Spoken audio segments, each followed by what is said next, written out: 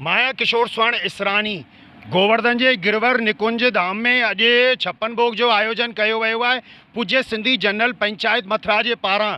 और अहिड़े आयोजन में अॼु सिंधी समाज की खुशी घणी वधीक ॾिसण लाइ मिले पई। ऐं मूंसां गॾु कुछ युवा आहिनि, कुछ महिलाऊं आहिनि, त हिननि खां अॼु ॻाल्हाईंदासीं कि छप्पन भोग ते अची करे हिननि खे कीअं लॻियो ऐं हिननि जी पूरी जानकारी तव्हां जे साम्हूं ईंदी। तव्हां जुड़ियल रहियो मूंसां गॾु, ठहियल रहियो मूंसां गॾु ऐं ॾिसंदा रहियो किशोर स्वर्ण इसरानी सां गॾु सिंधी नॉलेज।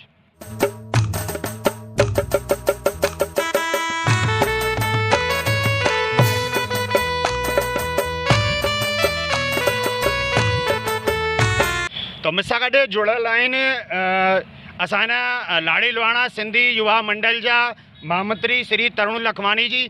तव्हां ॿुधायो अॼु जे आयोजन के बारे में तव्हांखे कीअं पियो लॻे? जय झूलेलाल।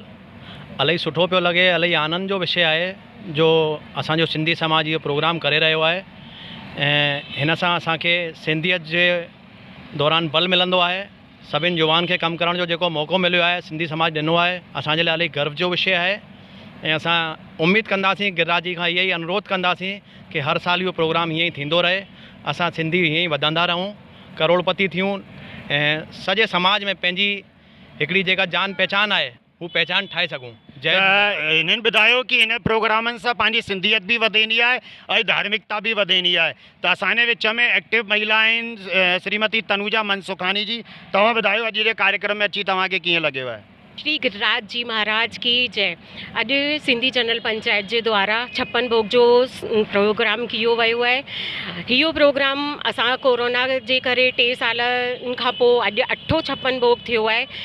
इलाही सुठो लॻे पियो ऐं असांखे सभिनि सां मिलण जी हिकु जेकी अनुभूति हुई उहा पूरी थी।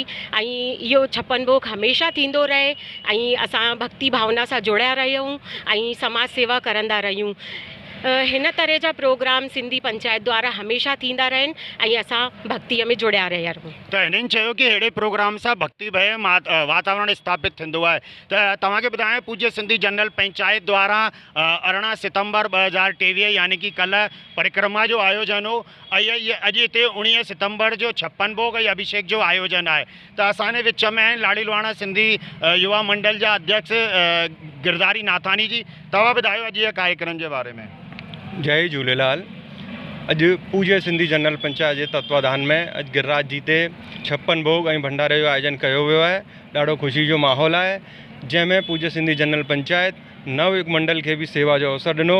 असांजा युवा ॾाढा उत्साहित आहिनि। पूरो मथुरा जो समाज हिते एकत्रित थियो आहे। सभु हिक ॿिए खां गॾिजनि पिया, वाधायूं ॾियनि पिया, ख़ुशी जो माहौल है। गिरिराज जी जा जय जयकार लगा पिया आहिनि ऐं हीअ आयोजन सदा हीअं पाण सभु गॾिजी मिलजी करे थींदा रहनि। ॾाढी ख़ुशी जी ॻाल्हि आहे। असां जेको आहे असां किशोर स्वर्ण इसरानी जो भी धन्यवाद कंदासीं, हेतिरी उन्हनि सुठी कवरेज कई ऐं असांजी जेकी न्यूज़ आहे ऐं जेका असांजा चित्र आहिनि सॼी परिक्रमा जो जेको विवरण आहे, छप्पन भोग जो विवरण आहे, तव्हां दर्शकनि खे हिननि पहुचायो आहे ऐं असां दिलि सां हिन किशोर स्वर्ण इसरानी जो धन्यवाद था करूं। त असांजे विच में असांजा साथी युवा आहिनि अनिल मंगलानी। त तव्हां भी ॿुधायो अॼु जे कार्यक्रम के बारे में? जय झूलेलाल। अॼु जो कार्यक्रम जेको हर साल थींदो आहे, 2-3 साल का कान थियो पर हिन साल थियो त हिन जो जोश वधीक ॾिसण में आयो आहे ऐं इलाही माण्हू परिक्रमा में इलाही इंट्रस्ट वरितो आहे। पहिरीं खां परिक्रमा में माण्हू इलाही वधीक हुआ लेकिन हिन बार इलाही मज़ो आयो आहे। हाणे प्रसादी में भी इलाही आनंद अचण वारो आहे। जय झूलेलाल। त सभिनि खां पहिरीं इन आयोजन की शुरुआत जेकी थी हुई पूरे गिरिराज जी परिक्रमा हुई। इनमें रात भर सभी सिंधी समाज जा जेतिरा भी नर नारी हुआ, युवा हुआ, बुजुर्ग हुआ, सभिनि परिक्रमा ॾिनी आहे ऐं गिरिराज जी जे जयकारे सां गॾु गॾु भगवान श्री झूलेलाल जा जयकारा भी पूरे गोवर्धन क्षेत्र में गूंजेना रहा।